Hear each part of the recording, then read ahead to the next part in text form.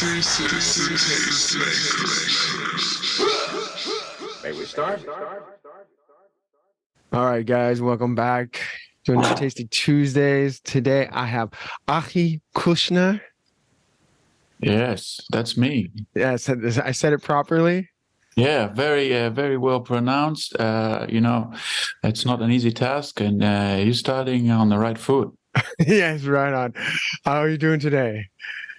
Oh, I'm great. It's an evening here in Tel Aviv in Israel, Yeah. and it's a great honor to be here on this show. You know, I've been following the things that you guys are doing, and of course, we have also a friendship that goes back in time. So it's always good now to reminisce about the years that had passed and catch up, like you said, and tell a little bit about my personal journey and personal story.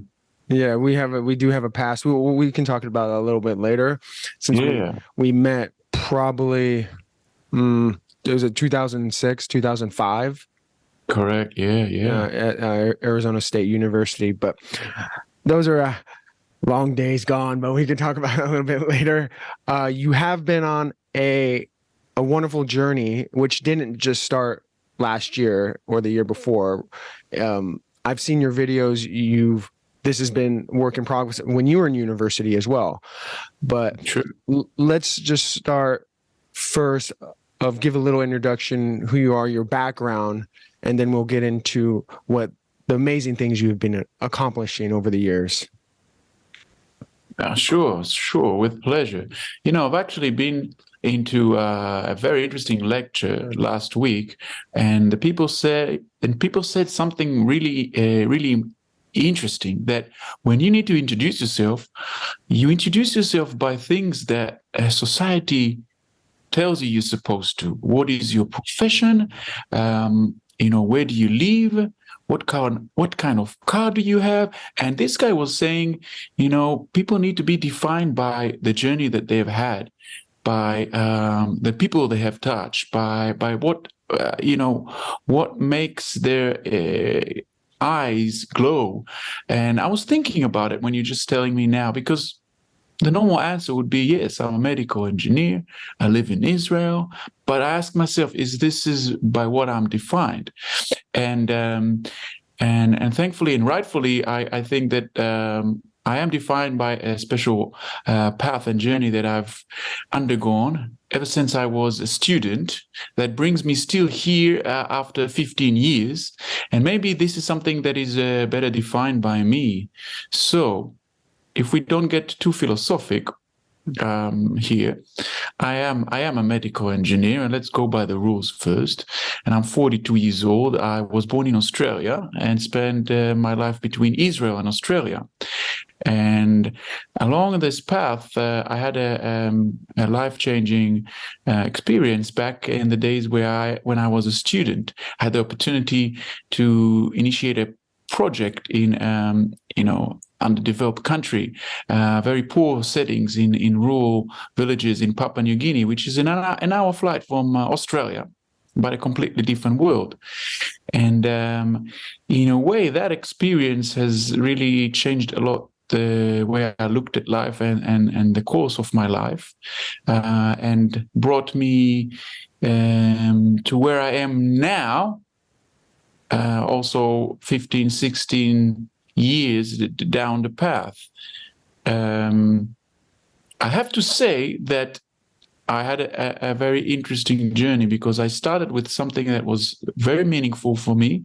I understood, me and my colleague, we started a project in rural Papua New Guinea to supply and provide redundant medical equipment with knowledge on how I can maintain it and run it.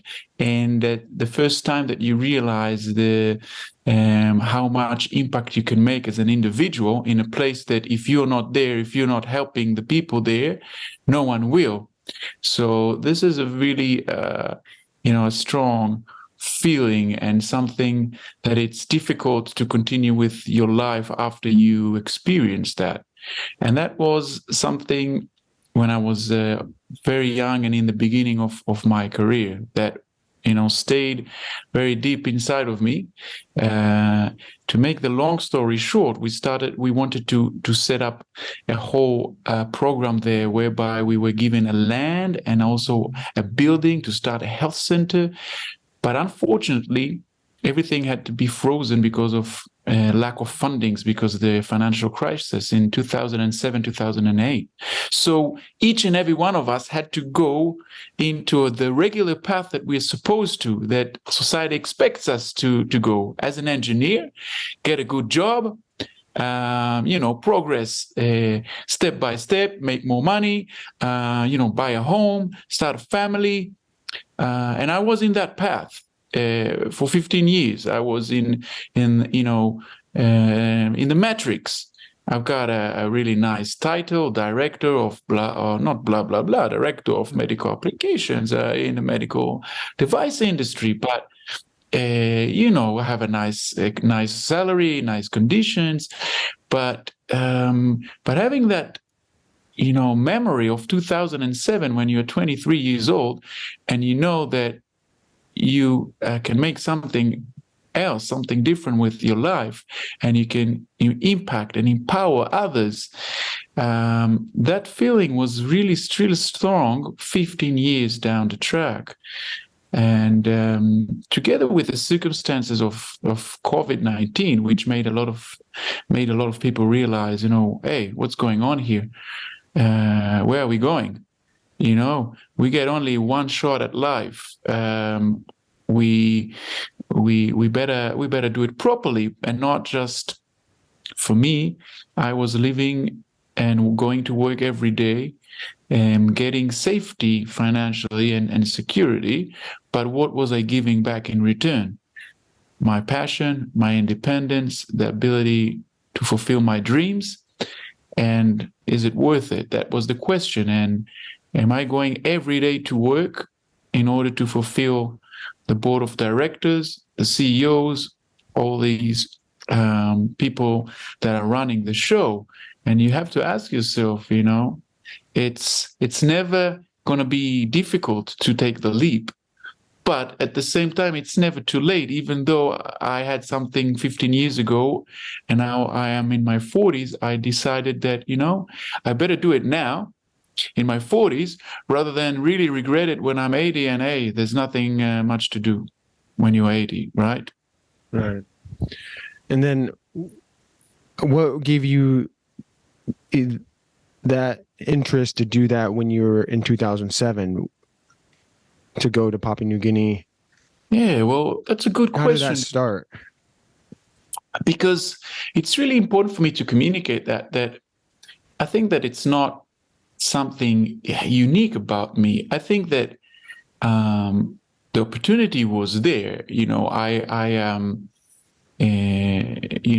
came with an idea and I cared about someone that could make use of that equipment.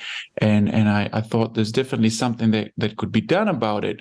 And then, off you go. You go and you search for a community. You start to get people involved, and one thing leads to the other. But what I'm trying to say is that what I'm trying to do now after this journey is to tell young people that, sometimes if you have opportunities like that come across, or you have ideas like that, take it in both hands, because it can change the course of your life. So I think it was a combination of circumstances, luck, and perhaps maybe that I'm a guy that is more compassionate and more, care about the other, and that helped me out. But I think that anyone who would have been in this place with me, Papua New Guinea, from no matter background, no matter what country, would have changed the way he would see life, would change him, and could take a different path completely, a course of a path for his life. So that's why I'm thinking, everyone has the potential to do it. They just have to set the opportunities right and identify them, because we are all human. By definition, human is humane. So any human is humane. So Mhm. that's good enough to have the basics, the DNA to do good stuff in the world. And then when you mean by redundant medical equipment, can you explain that? Yeah. So basically, in the private health sector in Australia, so private hospitals, they have big budgets, and every 4 to 5 years, they need to replace the equipment, even though it's in perfect working condition. And then it's just ends up as landfill, so it's also a problem to the environment. And just because of that, it's such a waste of a resource. And also, I've been to those places where there's a desperate need. So the fact that it was redundant equipment, and also, it's not too sophisticated. You're not bringing an X-ray or an MRI or a microscope, that one little thing breaks down and the people are going to be clueless on how they're going to fix it. You bring something that is, quite simple to maintain, to manage. It's mechanical, nothing without any too much software or electrical components. And that's the funny thing, not the funny thing, but that's the amazing thing. I finished my journey in Papua New Guinea this year, and I managed to see that all that equipment, because it was redundant and basic and simple to use, was still being used there. And if it wasn't there, the people were like on the floor with, conditions that are really sad to see. So it was actually, back in those days, it was the right thing to do. It proved itself. It's sad that things had stood still for these places and nothing happened, but at the same time, something that young students were pushing for is still making a difference. So yeah, that's a good lesson, to learn, that sometimes you don't need much to make a difference. You just need to care and to say, I'm gonna do something about it. Let's take the initiative. Let's see what will happen. So what kind of equipment were implemented or were you put into these places then? Yeah, that so they're we're using? talking about we're talking about mechanical beds, for example. Imagine a woman that's just giving birth on the floor, and in non-sterile conditions, and we have beds and mattresses, and you have wheelchairs, basic blood pressure pumps, suction pumps. Suction pumps are very basic equipment that, if a baby born is suffocating, this is a little device that can save a child who was just born from dying. So these sort of basic devices that are making a difference there, and again, doesn't require a lot of resources or capacity to manage. So are there organizations doing something very similar to what you're doing right now? Because it seems like if these medical facilities have to give away this redundant equipment, you would think you could use this in all parts of the world. Do what what you did. Yeah, it's true. I mean, the thing is that it depends, because I wish it could have been very easy to do that, but there are going to be a lot of different elements and politics in terms of how the country is being managed, and customs and hurdles and challenges. But there's definitely, I know a number of organizations that this is what they do, and they even transfer equipment which is even more sophisticated, with knowledge to give these remote and neglected places the ability to, thanks to that, have a better access for medical services. Here with us, it was the idea to make it simple and basic, but it requires, this was also one of the challenges, it requires a sustainable model, because, you need to find a way that you're not dependent on, we did some fundraising and we recruited an amount of money that allowed us to go there twice and implement it. But also a smart way to do it is to find really a business model where this whole thing can sustain itself by, somehow the locals are making a better living, and then they can participate and be part of it in an active way.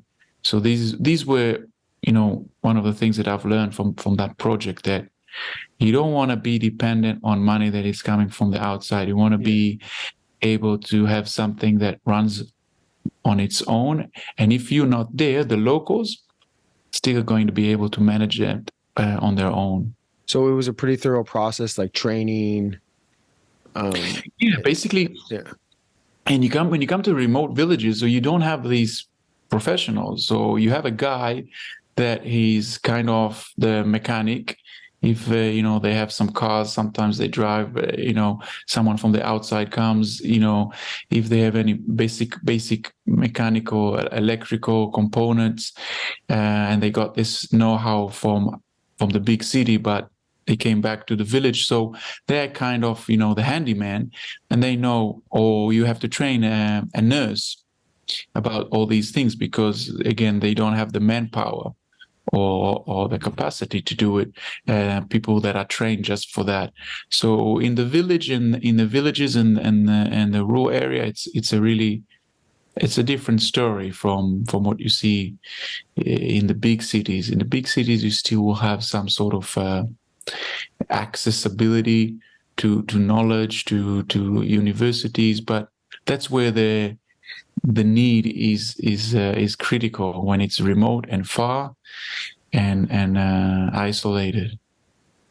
So how long were you working then 15 years ago? How long was that? Yeah, well, that was about a bit more than a year and 2 months. So you were going back and forth, or were you? Yeah, we were basically, we went, we did an assessment trip. We had to form the relationships there. We find exactly where is the place that we can implement it. When you go to settings like that, the number one aspect that is going to make it or break it is who is your partner. Who is the local person on the ground that you can count on. And we were very lucky to meet Monica Otto, who is a local village woman, but she actually got education in Australia, and that's how I knew her. She studied in my university, and she married an Australian guy. But amazingly, she said, okay, I can live here very comfortably in Australia and have a nice job, but who's going to look after my people in the remote villages? And she decided to move back there and live her life there, even though she has family and children back in Australia. And she's changing lives of tens of thousands of people with knowledge in agriculture, women empowerment, and I can really relate to that. That people can make decisions. I will live the normal life that I'm expected to do, or I will go against the status quo and I do something different, but that could last and make so much impact. She was very inspirational, and she was the reason why we decided to go into her village and start this relationship with her. And when you went back 15 years, were all those same people?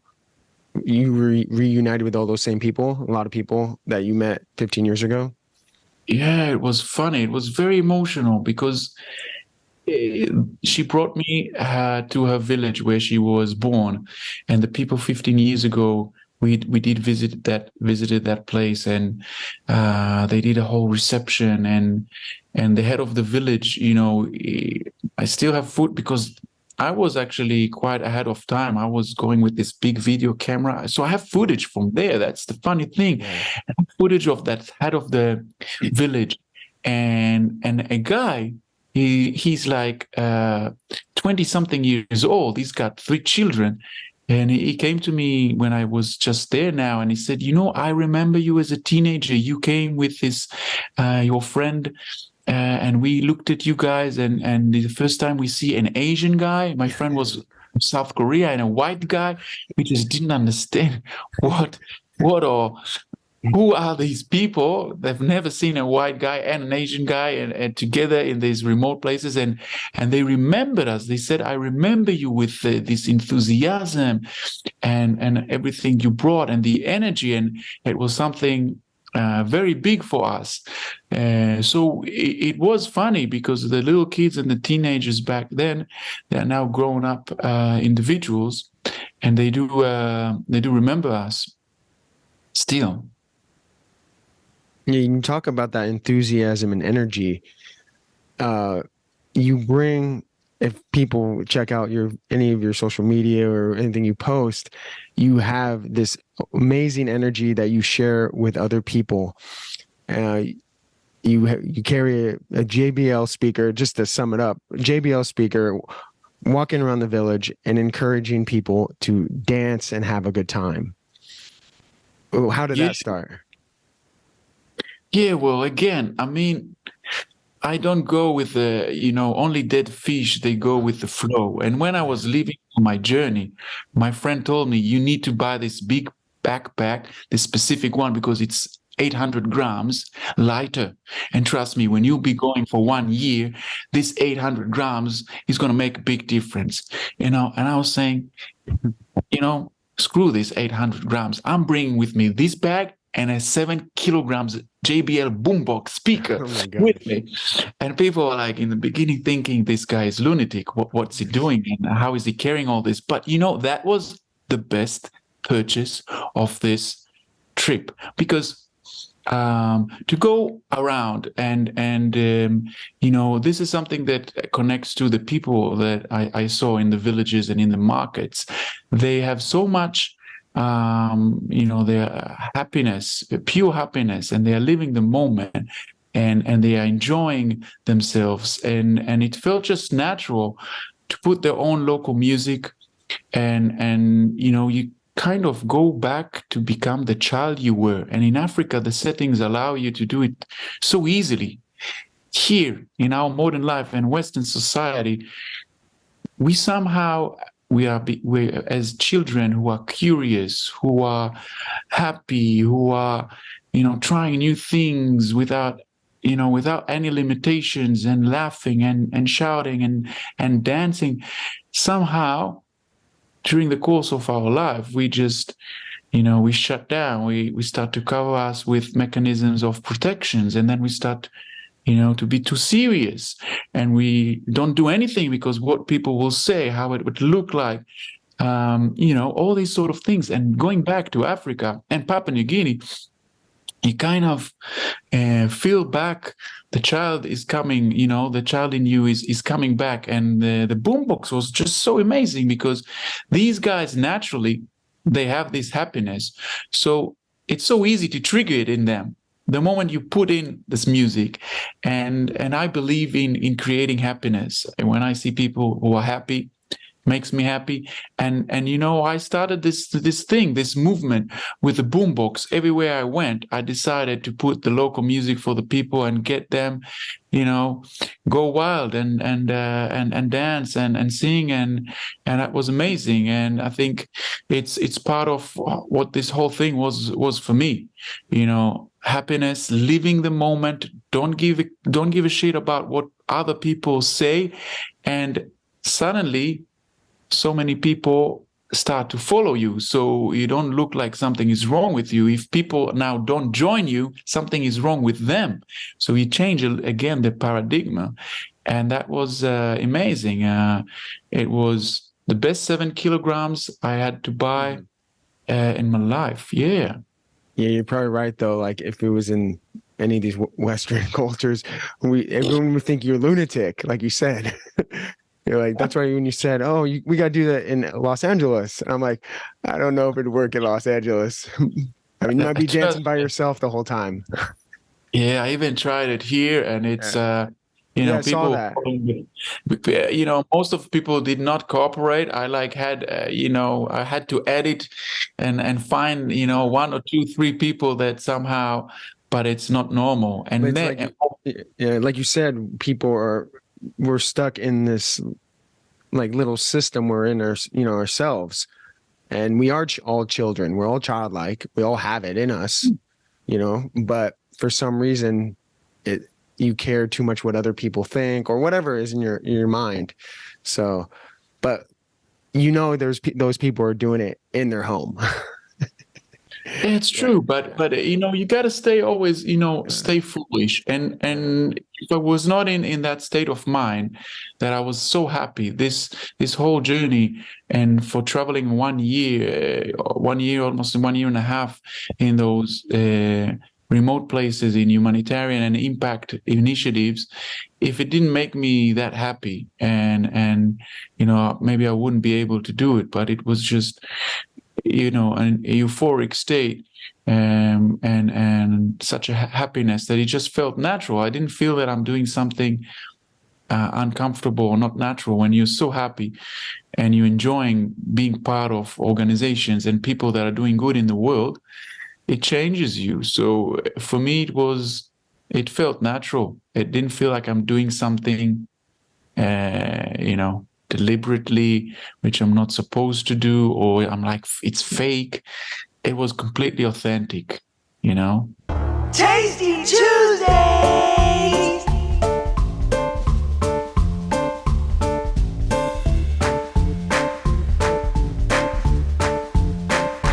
Thanking you for your time this time. Until next time, we'll see you again next week, same time, same channel.